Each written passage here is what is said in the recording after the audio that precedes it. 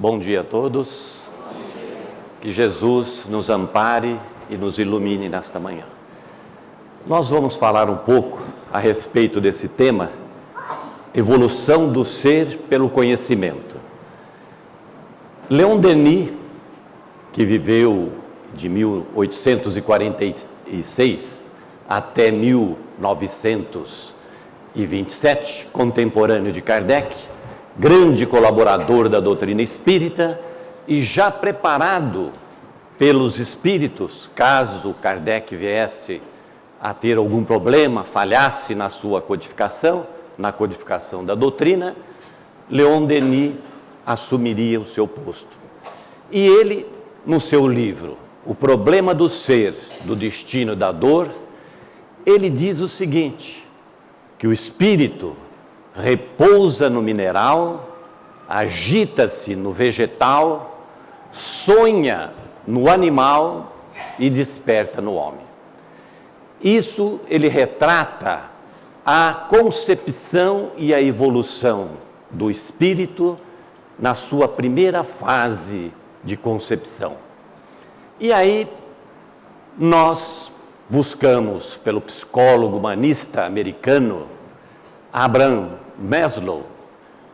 Ele desenvolveu a sua escala de necessidades do homem e diz que na sua necessidade básica e fundamental, que compreende as necessidades do corpo, a necessidade de suprir as suas necessidades fisiológicas, como fome, frio, e também a necessidade de segurança para o abrigo, para lhe dar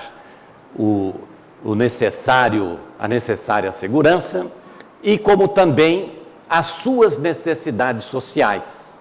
O homem nasceu para viver em sociedade, então há a necessidade de ter e de ser de pertencismo, de pertencer a um grupo familiar ou a um grupo social.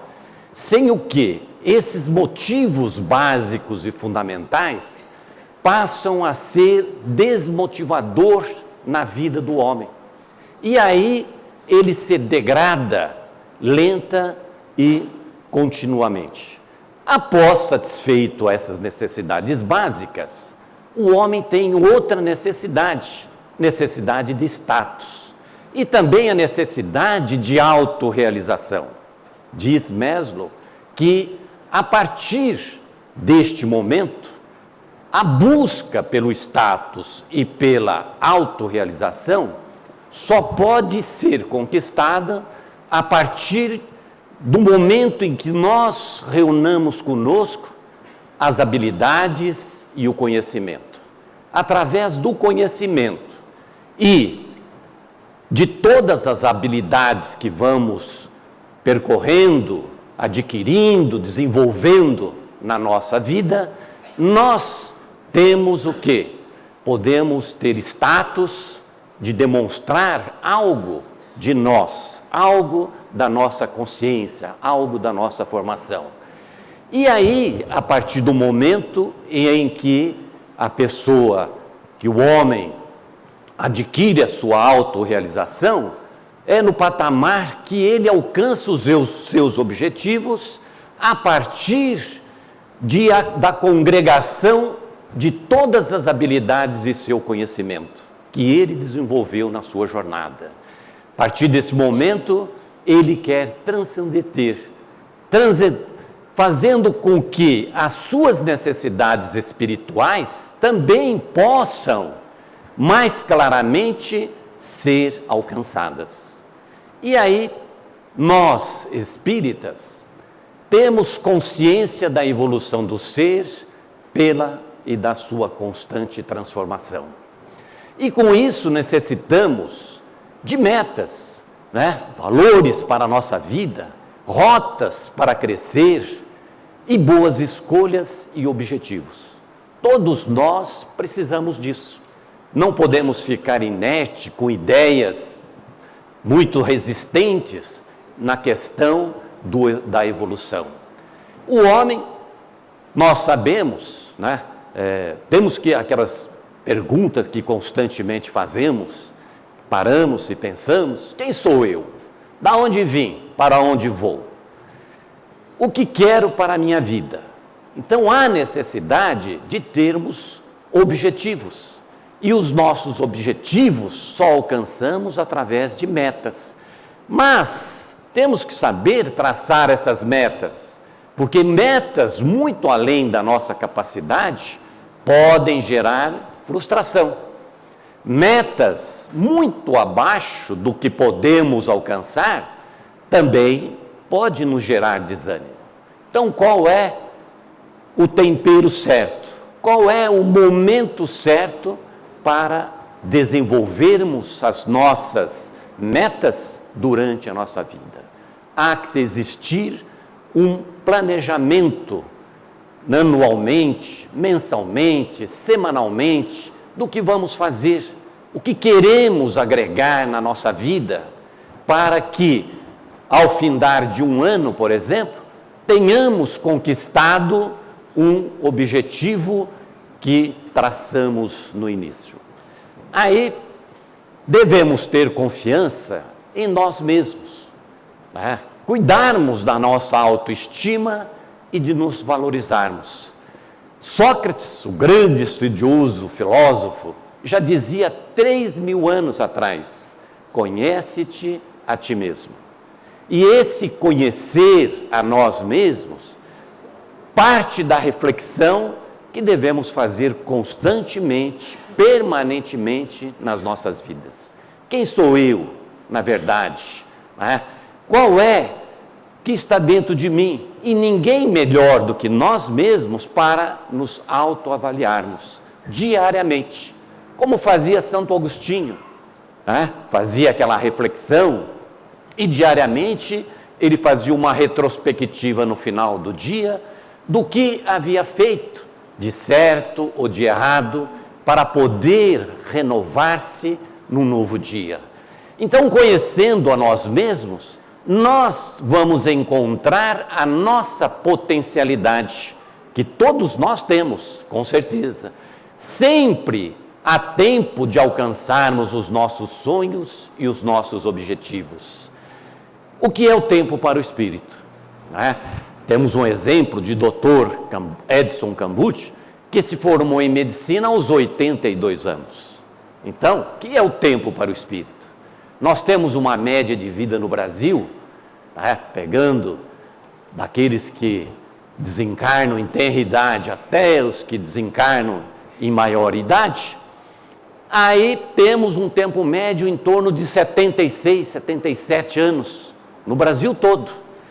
E o que é, então, o tempo para nós que somos espíritos eternos? Sempre é tempo de começarmos. Nós vemos pessoas idosas fazendo faculdade, e agora tem até a faculdade da terceira, da melhor idade, que faz com que as pessoas voltem para a escola, busquem uma formação. Então, vemos que é necessário nós termos o conhecimento de nós mesmos, sabermos do nosso potencial e parar jamais. E, com isso, Kardec pergunta ao Espírito de Verdade: qual é o limite das nossas forças, do trabalho? Qual é o limite do conhecimento que devemos empreender de nós para conosco mesmo na nossa encarnação? E o Espírito de Verdade lhe diz: o limite das suas forças. Então, o limite das nossas forças é o tempo correto para nós desenvolvermos tudo aquilo que sonhamos, tudo aquilo que importa ao espírito, porque é uma economia espiritual. Um espírito aqui na Terra custa muito caro para a espiritualidade. Passar aqui 70, 80, 90, 100 anos não é barato. Então nós temos que aproveitar a oportunidade abençoada da reencarnação, porque aqui na Terra existem cerca de 7 bilhões de espíritos encarnados. E lá na espiritualidade, 3 vezes mais do que existe aqui na Terra. Então, vejam quantos espíritos necessitam reencarnar. E nós que estamos aqui, temos que despertar-nos para a realidade da vida espiritual, porque nós somos espíritos eternos e temos que cuidar do lado espiritual. Esse é o que interessa, esse é o que permanece, esse é o que viverá para sempre. E aí, sabemos que o espírito é impulsionado pela ação do progresso irresistivelmente, mas compete a cada um de nós o esforço pelo aprendizado e pela amplitude do nosso bom senso crítico. Então nós temos que desenvolver. Muitas pessoas falam, eu tenho bom senso crítico, positivo, outros negativo, mas o bom senso crítico, a palavra crítica, veio do grego, críticos, e é o crítico criterioso, capaz de julgar, de analisar e criticar, com critério. Ser crítico é ter critério, é ser criterioso em tudo que existe à nossa volta. Sermos criteriosos é sermos prudentes, né? Sabermos separar o joio do trigo, as coisas boas das coisas ruins, as coisas más das coisas boas. Então, ter o discernimento crítico, criterioso. E isso, né, como diz Paulo aos Coríntios, no capítulo 6, no versículo 12, todas as coisas me são lícitas, mas nem todas me convêm. Então, nós temos que saber que temos o livre-arbítrio e podemos fazer e desenvolver o que quisermos na nossa vida. Mas nem tudo convém ao nosso espírito, porque nos será cobrado, através das leis de harmonia de Deus, naturalmente, tudo aquilo que perpetrarmos contra nós e contra as suas leis de harmonia. E aí, no primeiro estudo, por meio do estudo e da reflexão, podemos entender em qual patamar estamos alocados diante da vida espiritual. Nós sabemos, é só parar, refletir, e nós vamos já nos encontrar, né? Um pouco de conhecimento, um pouco de estudo, através da nossa participação, saberemos nos posicionar dentro de nós mesmos. Em que patamar eu estou diante da espiritualidade, da vida espiritual? Quando nos esclarecemos, não nos deixamos iludir por falsos profetas, com falsas ideologias, com poderes de persuasão. O poder de persuasão é uma coisa muito séria hoje em dia, no nosso país e em todo o mundo, porque existem cursos especializados em persuasão. O poder do convencimento, o poder da enganação, o poder de envolver as pessoas, principalmente simples e ignorantes, humildes de coração, né? Simples, que não têm informações. O poder da persuasão envolve-as com muito vigor, explorando-as em todo sentido.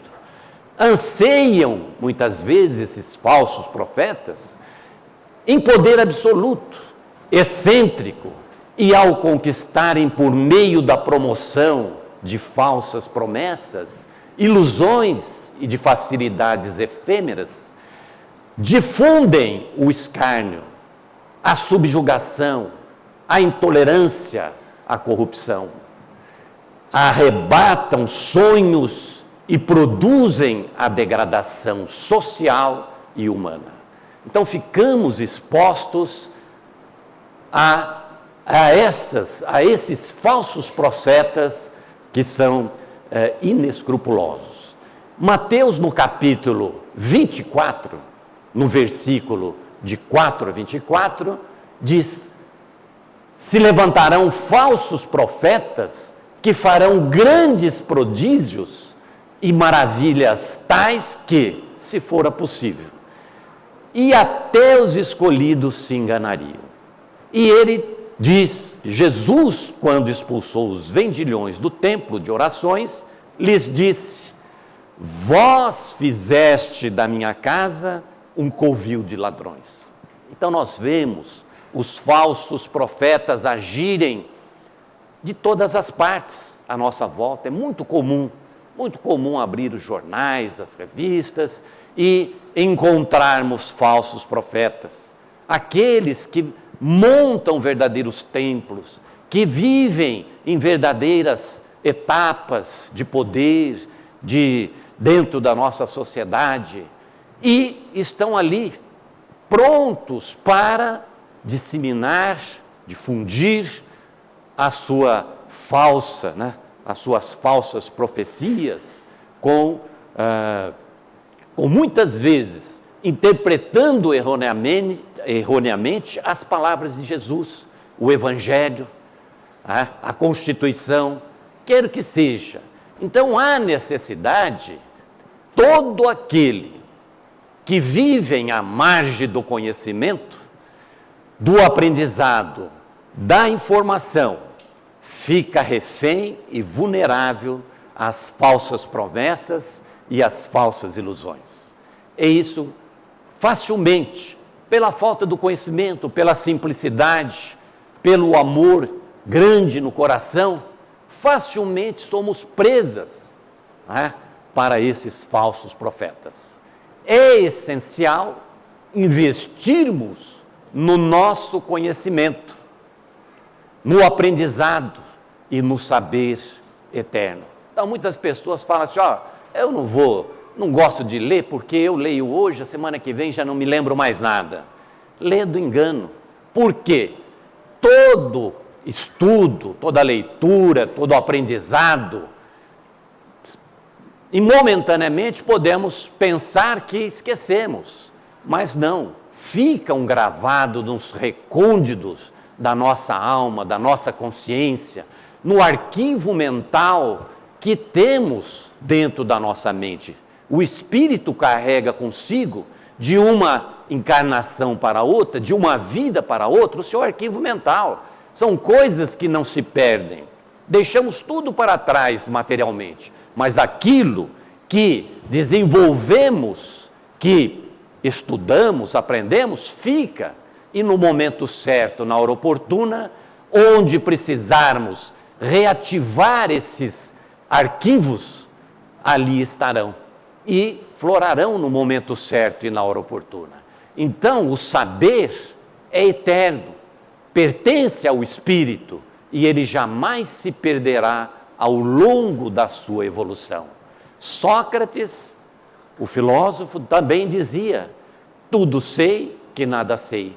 Então, qual é o limite do nosso aprendizado? Não existe limite, é o infinito, é a eternidade, porque o espírito vai se aperfeiçoando. Nós sabemos que nesta evolução espiritual, o espírito tem que evoluir moralmente e tem que evoluir intelectualmente. A partir desta conjunção, o espírito poderá galgar as esferas superiores. Muitos desenvolvem a humildade, a caridade, o amor, a moralidade e deixam na retaguarda a intelectualidade. São vitoriosos, espíritos vitoriosos.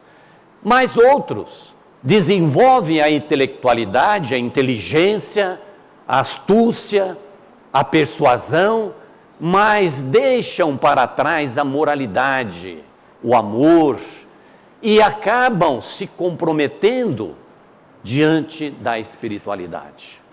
E aí, somente através do conhecimento e do amor, o espírito conquista os patamares da sua liberdade, da sua felicidade e da sua evolução. Então, qual é o limite da nossa felicidade? Kardec pergunta também ao Espírito de Verdade, no Livro dos Espíritos, e ele diz: O limite da felicidade do homem é o limite do seu entendimento, do seu envolvimento, do seu desenvolvimento pelo amor, pela moralidade, pelo dever cumprido. Aí ele terá gradativamente a felicidade, o prazer de viver, a alegria de servir. Esta é a evolução da felicidade que teremos aqui na Terra, porque a felicidade não pertence a este planeta de provas e expiações, mas nós seremos felizes sim, tanto quanto assimilarmos esta felicidade por meio do desenvolvimento da nossa consciência, através do conhecimento, através do amor. No início, o homem agia pelo instinto, autodefesa, autoproteção, e com a evolução passou a etapa da sensação, começou a sentir as suas sensações de frio, de fome, depois a da emoção, que está ligada à ilusão, e a da razão pelo conhecimento. Nós temos que desenvolver a razão e a emoção, porque uma caminha com a outra. Mas quanto mais tivermos razão através do conhecimento, desenvolvemos a nossa razão. Através da razão, podemos desenvolver a emoção equilibrada, sem nos iludirmos com as falsas promessas. Jesus era o exemplo da razão e da emoção. Ele fazia os seus prodígios, fazia as suas curas, envolvia com amor, perdoava, ensinava o perdão, a indulgência, a caridade, a fé, através do amor, através da emoção. Mas ele também agia com a razão, pelo conhecimento, e não deixava os vendilhões do templo transformar a sua casa num covil de ladrões. Não deixava com que os falsos profetas, alertava sobre os falsos profetas que viriam em seu nome, que viriam através da persuasão, convencer, usurpar, humilhar, escravizar, o que ocorre na humanidade ao longo da história. Então, a razão e a emoção, desenvolvidas pelo conhecimento. Ilusão, todos nós temos que ter ilusão. A ilusão da vida, a ilusão da conquista, a ilusão do amor, a ilusão de muitas coisas, mais racionalizada, racional através da razão pelo conhecimento. O conhecimento que adquirimos demonstra o nosso interesse pelo nosso progresso, da nossa família, do nosso país e de toda a humanidade. É o interesse, é buscarmos o conhecimento, porque direta ou indiretamente, este conhecimento afetará, envolverá todos aqueles que estão à nossa volta. Quanto mais fizermos chegar os nossos conhecimentos aos nossos semelhantes, maior será a nossa contribuição social. Dai de graça o que de graça recebeste, disse Mateus no capítulo 10, versículo 8. Por quê? Não podemos represar o conhecimento. É o compromisso que nós temos com a espiritualidade. A espiritualidade até hoje está à nossa volta incansavelmente, nos envolvendo, nos trazendo larga literatura, um acervo literário enorme, para que nós, espíritos encarnados, possamos aproveitar o tempo, todo o tempo necessário para o desenvolvimento do nosso espírito. Eles não perdem tempo, estão com o compromisso espiritual em ajudar aqueles espíritos que ficaram na retaguarda, que somos nós. E nós, para com aqueles que estão aí na nossa retaguarda também carentes do nosso auxílio, da nossa ajuda. Então, toda a informação, todo conhecimento que reunirmos através das literaturas, espírita ou não, nós temos que passar ao nosso semelhante. E contribuir com a sociedade, contribuir com aqueles que estão à nossa volta. Para ensinar, é importante nos instruirmos. É a única condição. É ler, é estudar, é aprender, é nos formarmos com a capacidade tal que podemos passar aquilo que sabemos para os nossos semelhantes. É preciso entender os outros, em vez de nos fazer entender pelos outros. Para ensinar, é necessário ter amor, é envolver as pessoas, e não querer ser o dono da verdade, não querer ser aquele que persuadirá as pessoas. Saber o que elas necessitam, quais são as suas fraquezas, quais são os pontos fortes, para nós trabalharmos juntos, conjuntamente, e todos possam aproveitar. E aí, quando ensinamos, aprendemos a diferença entre se sentir amado e ser amado. Todo aquele que ensina, prepara com amor a sua lição, estuda com carinho, com atenção, e aí, ao passar as suas informações, ele se sentirá amado pelo dever cumprido, pela ação desenvolvida de levar àqueles aquilo que preparou com amor.